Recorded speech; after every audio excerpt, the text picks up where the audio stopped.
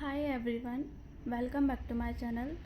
तो आज के वीडियो में मैं राजनीति विज्ञान माइनर जो कि बीए थर्ड ईयर का सब्जेक्ट है उसके यूनिट 1 को कंप्लीट कराने वाली हूँ। और इसका सिलेबस मैंने पहले ही डाल दिया था अपने वीडियोज़ में अपने चैनल पर। आज के वीडियो में मैं यूनिट 1 कंप्लीट कराने वाली हूँ। और मैंने जो वीडियो मैं कैमरे से रिकॉर्ड करती हूँ 2020 के जो पेजेस है वो थोड़े ब्लर हो जाते हैं या फिर मेरा फ़ोन ज़्यादा हीट करने लग जाता है। तो मेरे पास एक ऑप्शन था कि मैं पीडीएफ बना के अच्छे से बता दूँ, तो उसमें क्वालिटी भी अच्छी दिखेगी और आप लोगों को समझ में भी अच्छे से आएगा। स्क्रीनशॉट भी लोगे तो सही से आ जाएगा। अभी हम यूनिट 1 देखने वाले हैं, जिसमें हमारी यूनिट 1 है भारत में राज्यों की राजनीति। ये माइनर का सब्जेक्ट है जो इसमें लिखा हुआ है, इकाई 1। और इसमें क्वेश्चंस दिए हुए हैं, हमें क्वेश्चन रेडी करने हैं। आप अपने शब्दों में समझ के आंसर लिख सकते हैं। उसमें कोई स्पेसिफिक ये नहीं रहता है कि 20 से ही जैसे कि वैसे लिखना है। आपको पता होना चाहिए आंसर बस, और लिखने का तरीका पता होना चाहिए। तो इसका जो पहला क्वेश्चन है वो है, स्वतंत्रता के बाद भारत में राज्यों की राजनीति और राज्यों के पुनर्गठन के ऐतिहासिक विकास पर एक लेख लिखिए। अथवा भारत में राज्यों के गठन का प्रश्न भाषाई प्रश्न से संबद्ध है, विवेचना कीजिए। और इसका भी जो अथवा है वो क्वेश्चन भी आ सकता है कि भारत में राज्यों की राजनीति के जन्म और उसके विकास के कारणों पर प्रकाश डालिए। राज्यों की राजनीति में देश की एकता को किस प्रकार प्रभावित किया है। तो इसका जो आंसर है वो आप देख सकते हैं।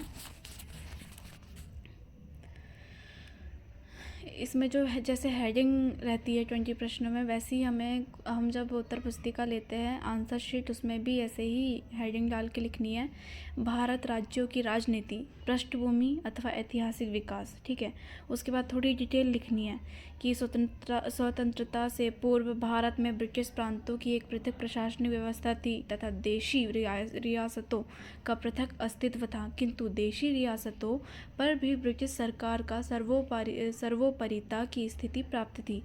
भारतीय स्वतंत्रता अधिनियम 1947 के अंतर्गत देशी रियासतों पर ब्रिटिश सम्राट के आधिपत्य एवं उस तिथि तक लागू समस्त संधियों एवं समझौतों को समाप्त कर दिया। इस प्रकार भारतीय रियासतें पूर्णतः स्वतंत्र हो गई। फिर इसका जो हेडिंग है नेक्स्ट वो है, स्वतंत्रोत्तर भारत में राज्यों का पुनर्गठन। स्वतंत्र उत्तर भारत में राज्यों का पुनर्गठन का प्रश्न अत्यंत संघवाद को अपना लक्ष्य बनाया। संघवाद के उद्देश्य को दृष्टिगत रखते हुए भारतीय राज्यों का निम्नलिखित आधारों पर पुनर्गठन किया गया। इसमें 4 पॉइंट्स दिए हुए हैं, जिसमें हेडिंग है ए श्रेणी के राज्य, बी श्रेणी के राज्य, सी श्रेणी के राज्य और डी श्रेणी के राज्य। अब जो इसका डिटेल है नीचे वो पढ़ लेंगे हम। आप लोग जो भी स्क्रीनशॉट लेना चाहते हैं तो आप स्क्रीनशॉट ले सकते हैं। अब हम इसके आगे बढ़ते हैं। राज्यों का उपयुक्त आधार पर किया गया पुनर्गठन संतोषजनक सिद्ध नहीं हुआ, क्योंकि इन राज्यों में आकार, जनसंख्या एवं आर्थिक आधार पर व्यापक विषमता विद्यमान थी। कतिपय विशाल राज्यों तथा मुंबई व चेन्नई में बहुभाषा भाषी होने के कारण भी समस्या उत्पन्न हुई। परिणाम स्वरूप भाषाई आधार पर राज्यों के पुनर्गठन की मांग ने जोर पकड़ा, बलवती हुई। ये पता नहीं क्या मतलब निकलता है इसका, बलवती हुई पर जोर पकड़ा। ठीक है, भाषाई आधार पर राज्यों का पुनर्गठन। भाषाई आधार पर राज्यों के पुनर्गठन की मांग कोई नहीं थी, क्योंकि स्वतंत्रता से पूर्व भी इस प्रकार की मांगें की जा रही थी। अच्छा, इसका ये मतलब है, यहाँ पे थोड़ा मिस प्रिंट है। भाषाई आधार पर राज्यों के पुनर्गठन की मांग कोई नई नहीं थी, क्योंकि स्वतंत्रता से पूर्व भी इस प्रकार की मांगें की जा रही थी। उदाहरणार्थ, सन 1905 में बंगाल का विभाजन भाषाई आधार पर किया गया। यद्यपि आंतरिक रूप से इस विभाजन के लिए अंग्रेजों की फूट डालो व शासन करो की नीति उत्तरदायी थी, लेकिन बाह्य रूप से यह विभाजन भाषाई आधार पर ही किया गया था। सन 1931 में इंडियन स्टैट्यूटरी आयोग ने भी भाषाई आधार पर राज्यों के पुनर्गठन की मांग पर जोर दिया। इससे पूर्व 1927 में कांग्रेस ने एक प्रस्ताव में कहा कि भाषाई आधार पर प्रांतों के पुनर्गठन का समय आ गया है। सन 1928 की नेहरू रिपोर्ट में भी इसका समर्थन किया गया। ठीक है, अब स्वतंत्रता के पश्चात राज्यों को 4 श्रेणियों में विभक्त करके एकीकरण का प्रयास किया गया, जो हमने देखे थे ABCD, किंतु शीघ्र ही भाषा के आधार पर राज्यों के पुनर्गठन की मांग पर जोर पकड़ने लगी। ठीक है, स्वतंत्रता से पूर्व ही इस प्रश्न के समाधान हेतु दर आयोग का गठन किया गया, जिसका प्रमुख कार्य यह जांच करना था कि दक्षिणी भारत में भाषाई आधार पर राज्यों के पुनर्गठन की मांग कहाँ तक उचित है। आयोग ने यद्यपि राज्यों के पुनर्गठन की मांग को तो उचित ठहराया, लेकिन भाषाई आधार पर पुनर्गठन की मांग का विरोध किया। इस 4 सदस्यीय आयोग के अध्यक्ष इलाहाबाद उच्च न्यायालय के सेवानिवृत्त न्यायाधीश SK दर थे। दर आयोग के निर्णयों की जांच हेतु कांग्रेस कार्य समिति ने जयपुर अधिवेशन में जवाहर नेहरू, वल्लभ भाई पटेल एवं पट्टाभी सीतारामैया की एक समिति JVP समिति का गठन किया। इस समिति ने भी अपनी रिपोर्ट में भाषाई आधार पर राज्यों के पुनर्गठन की मांग को अस्वीकृत किया, किंतु साथ ही यह स्वीकार किया कि यदि जनता पुनः इस मांग को उठाती है तो लोकतांत्रिक व्यवस्था के दायरे में इस मांग पर विचार किया जाना चाहिए।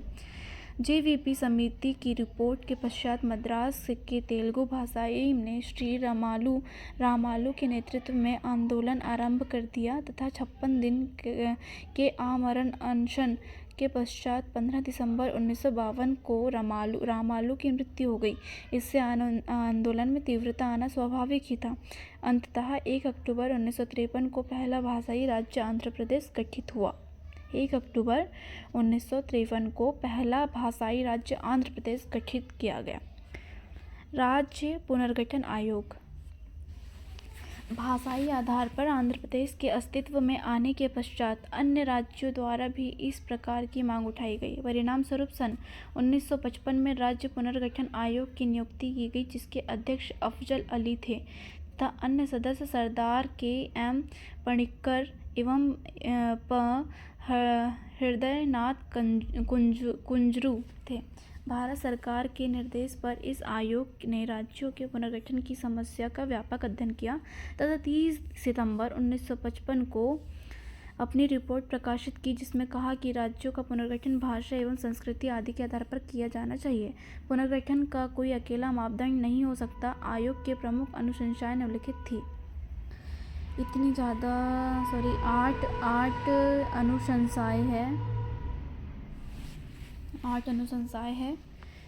प्रशासनिक सुविधा एवं दक्षता की दृष्टि से भाषाई सजातीयता को महत्व दिया जाना चाहिए, लेकिन साथ ही अन्य पक्षों की भी अवहेलना नहीं करनी चाहिए। ठीक है, सेकंड पॉइंट है, एक भाषा एवं राज्य के सिद्धांत को प्रोत्साहन नहीं दिया जाना चाहिए, लेकिन इससे भाषाई सजातीयता के नियम की अवहेलना होती है। एक भाषा एक राज्य का सिद्धांत अव्यावहारिक भी है, क्योंकि एक भाषा के बोलने वाले एक से अधिक प्रांतों में हो सकते हैं, जबकि एक ही प्रांत में विभिन्न भाषाओं को बोलने वाले हो सकते हैं। ठीक है, थर्ड पॉइंट है, एक भाषा भाषी राज्यों में विभिन्न भाषा भाषी समूहों की शैक्षणिक, संचार संबंधी एवं सांस्कृतिक आवश्यकताओं का ध्यान रखना चाहिए। क्वेश्चन नंबर 4 है, पृथक देश के विचार को प्रोत्साहन नहीं दिया जाना चाहिए। प्रश्न नंबर 5 है, एक भाषा के आधार पर राज्यों का पुनर्गठन नहीं किया जाना चाहिए, क्योंकि इससे पृथकवादी प्रवृत्तियों को प्रोत्साहन मिलता है। 6 नंबर का पॉइंट है, राज्यों के मध्य पारस्परिक सहयोग में वृद्धि की जानी चाहिए, तभी राष्ट्रीय नीतियों के व्यावहारिक रूप दिया जा सकता है।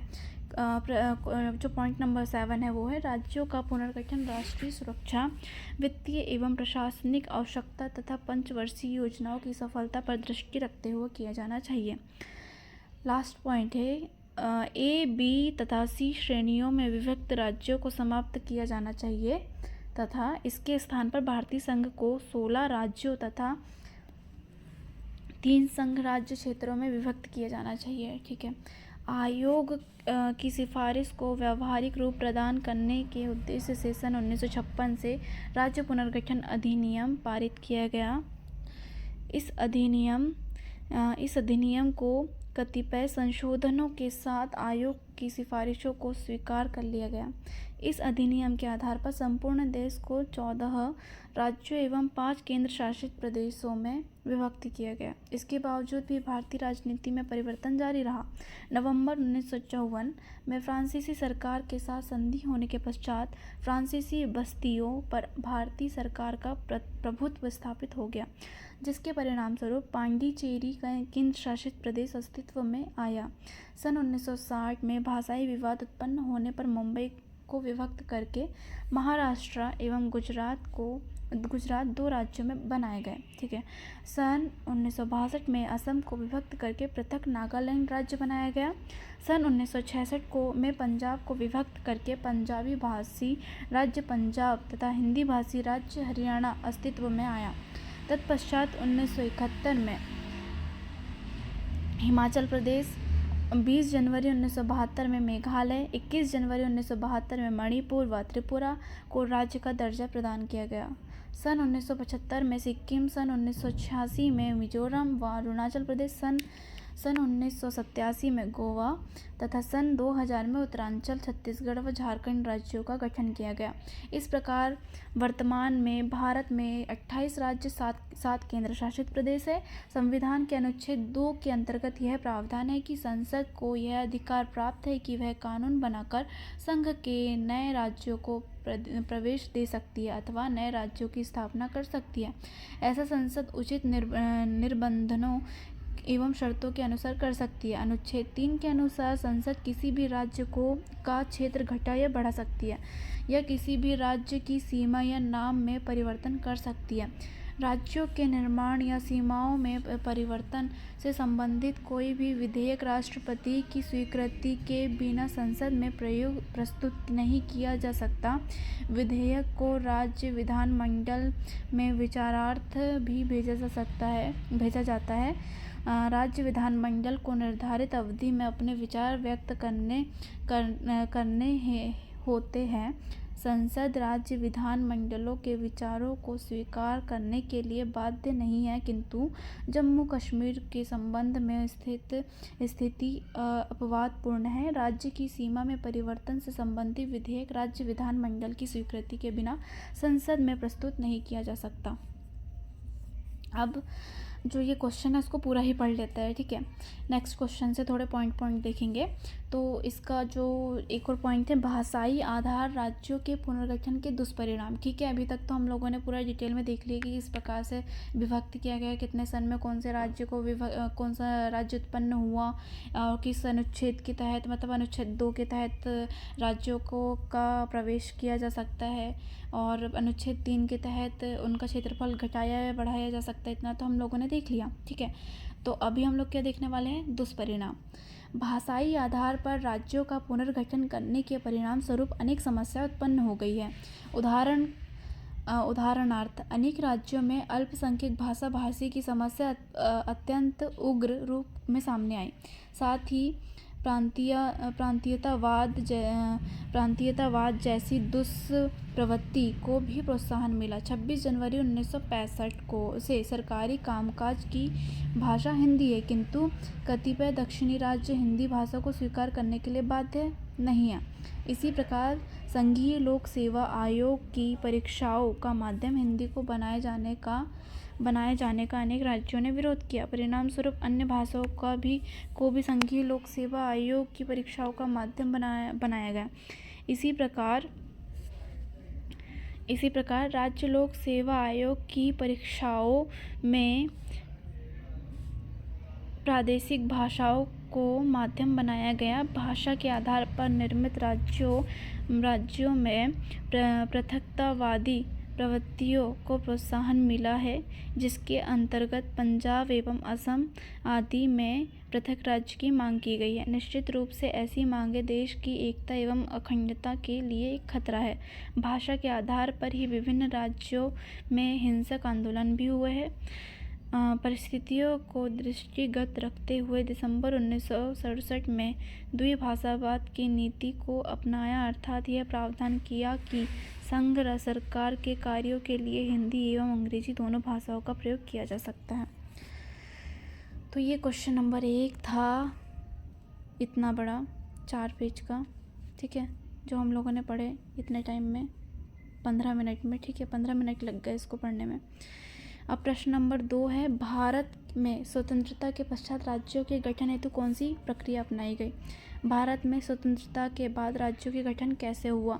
भारत में स्वतंत्रता के बाद राज्य कैसे बने? अब हम इनके सिर्फ पॉइंट देखेंगे। इसका जो फर्स्ट पॉइंट है, संविधान का निर्माण, संविधान का ड्राफ्टिंग, संविधान की स्वीकृति, राज्यों का गठन, राज्यों के संघ, ठीक है, ये स्क्रीनशॉट ले सकते हो आप इतना, ठीक है। और फिर है हेडिंग हमारी, भारत में स्वतंत्रता के पश्चात राज्यों का गठन, कि राज्यों के गठन कैसे हुआ, इसके पॉइंट भी, संविधान का निर्माण हुआ, संविधान की प्रस्तावना हुई, संविधान की स्वीकृति मिली, राज्यों का गठन हुआ। फिर इसके बाद हमारा बहुत ही जल्द आता है क्वेश्चन नंबर 3, जो कि है भारतीय राज्यों का एकीकरण कैसे हुआ, समझाइए। तो भारतीय राज्यों का एकीकरण, इसमें थोड़ा सा पढ़ लेते हैं हम। भारतीय राज्यों का एकीकरण भारतीय संघ के तहत होता है और इसका प्रमुख उद्देश्य भारत के विभिन्न राज्यों को एक ही संघ के अंतर्गत एकत्र करना और साझा राजनीतिक, आर्थिक साझा राजनीतिक, आर्थिक और सामाजिक लक्ष्यों को प्राप्त करना होता है। इसका आशय है कि भारतीय राज्यों का एकीकरण उनके आर्थिक और सामाजिक विकास को समर्थन प्रदान करने हेतु अनेक प्रकार के सम्मिलित प्रयासों को संचालन करने के साथ होता है, ठीक है।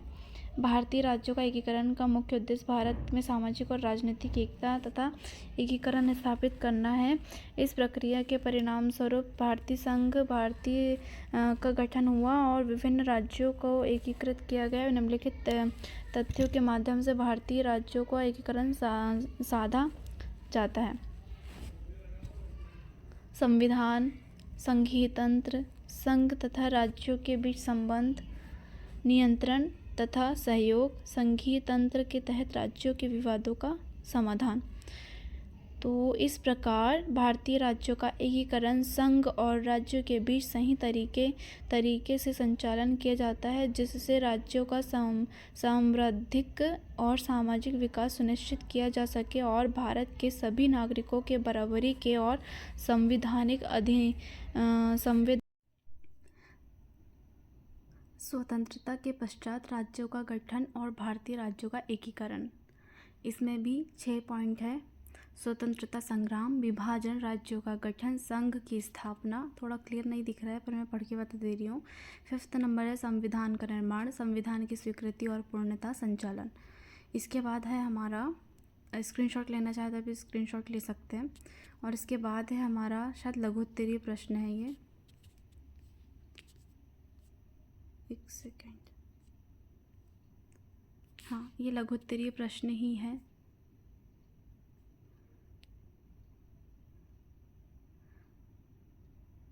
तो पहला क्वेश्चन है, जूनागढ़ का भारत में विलय को समझाइए। जूनागढ़ कहाँ स्थित है, इसका इतिहास समझाइए।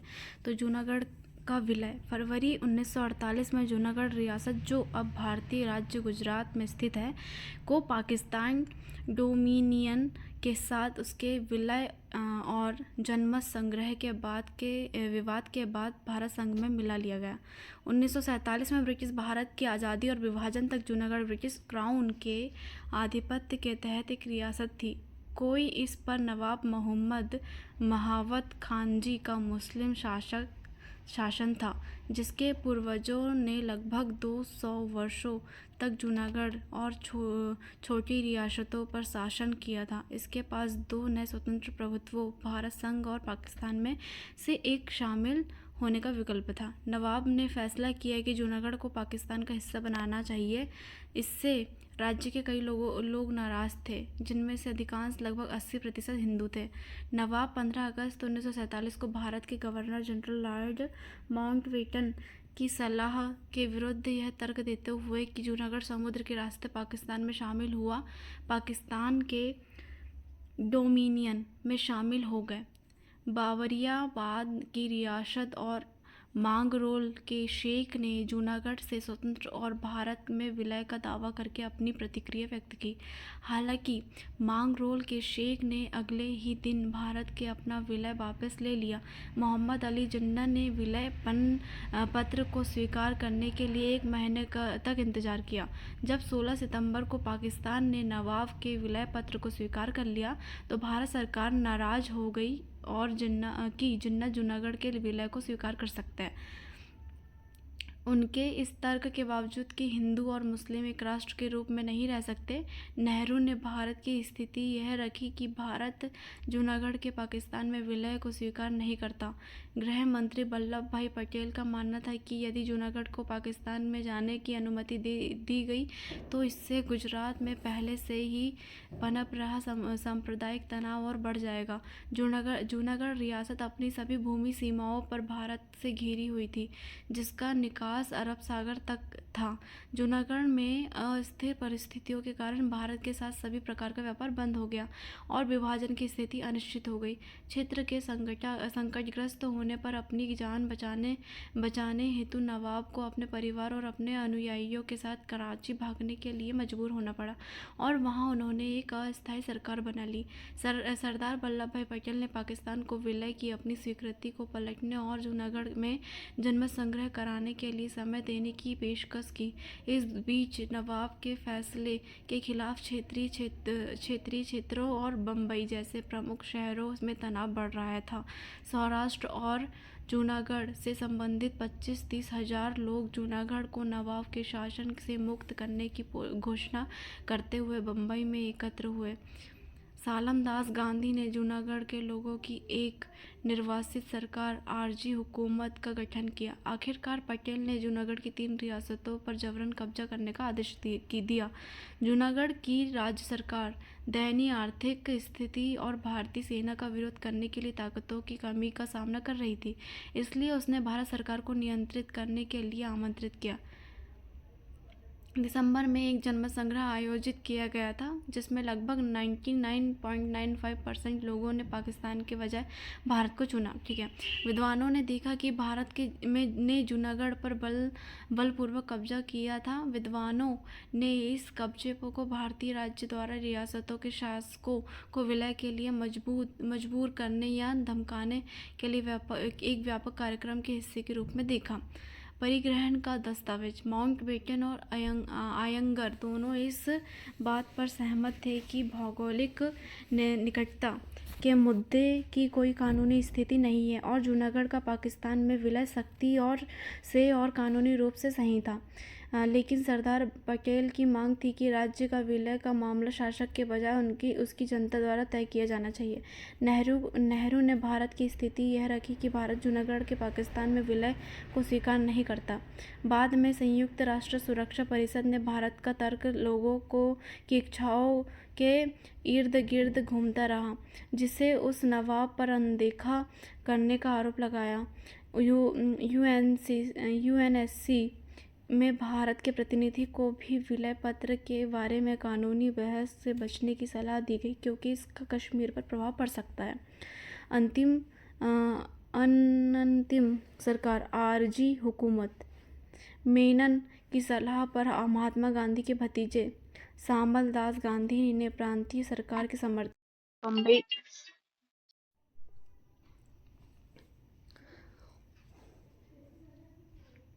तो इसका ये इतना डिटेल है। एक पॉइंट और है कि नाकेबंदी और भारत पर कब्जा।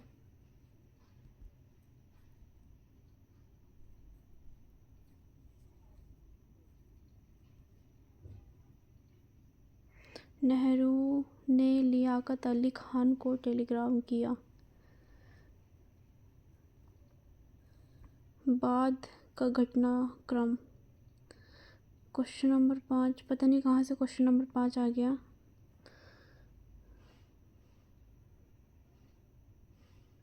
क्योंकि इसमें तो क्वेश्चन थे ही नहीं, सीधे क्वेश्चन 5 आ गया।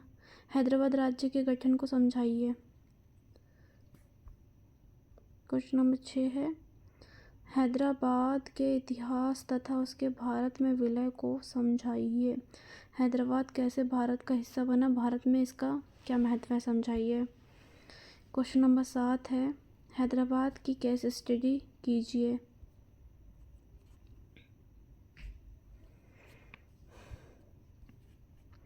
क्वेश्चन नंबर 8 है, गोवा की केस स्टडी कीजिए। ये शायद इम्पोर्टेंट क्वेश्चन है, मैंने बहुत बार देखा है इनको रिपीट होते हुए।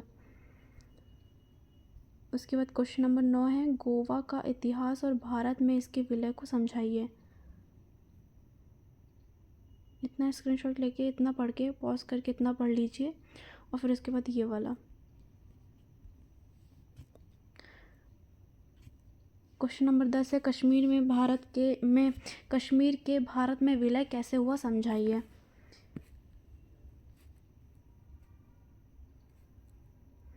क्वेश्चन नंबर 11 है, कश्मीर की केस स्टडी कीजिए।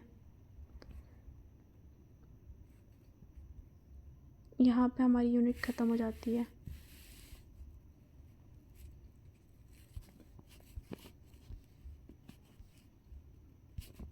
तो ये रही हमारी यूनिट 1। तो ये हमारी पूरी यूनिट 1 कंप्लीट हो चुकी है। तो अब हम अगली यूनिट